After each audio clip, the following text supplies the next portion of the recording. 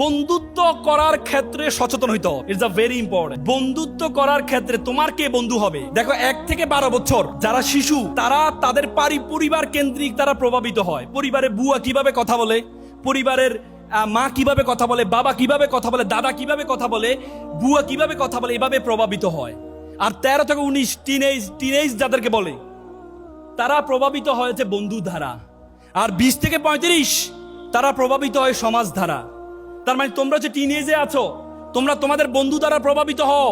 তোমার বন্ধু যদি নামাজি হও, তাহলে তুমি কখনো তার সাথে না গেলেও একদিন হলো নামাজে যাবা।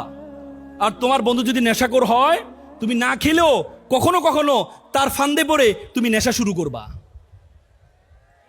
করবা।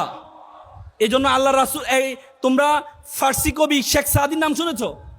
শেখ সাদি একবার একটা ডেলা পেয়েছেন, ডেলা, মাটির ডেলা। তিনি থেকে মাটির ডেলার মধ্যে অনেক গ্রান পাওয়া যাচ্ছে। উনি ডেলাকে জিজ্ঞেস, তুমি কি আতরদানি? সে বলছে, না, আমি তো আতরদানি না, আমি তো একটা মাটির ডেলা। বলছে, তোমার মধ্যে গ্রানটা কোথা থেকে আসছে? বলে যে আমার ডেলাটা ছিল একটা ফুল গাছের নিচে, সবসময় পাপড়ি পড়তো, পাপড়ি পরে পরে আমি গ্রানে পরিণত হয়েছি। আল্লাহ রাসূল আমাদের কি শিখিয়েছেন? আল্লাহ রাসূল বলছে, তোমরা আতরের দোকানে যাবা, কামারের দোকানে নয়।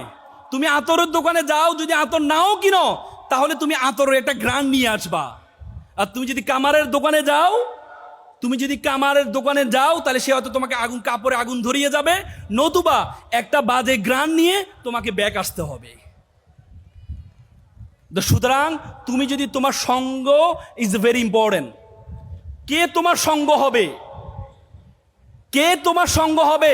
আল্লাহ তাআলা কোরআন বলছে, ইয়া আইয়ুহাল্লাযীনা আমানু ইত্তাকুল্লাহ কুনু মা'আস সাদিকিন। আল্লাহ কোরআনে বলেছে, তোমরা আল্লাহকে ভয় করো এবং সত্যবাদীর সাথে চলাফেরা করো। কিয়ামতের দিন আমরা আমাদের বন্ধুত্ব নিয়ে আফসোস করব। কেন অমুককে আমি বন্ধু বানিয়েছিলাম?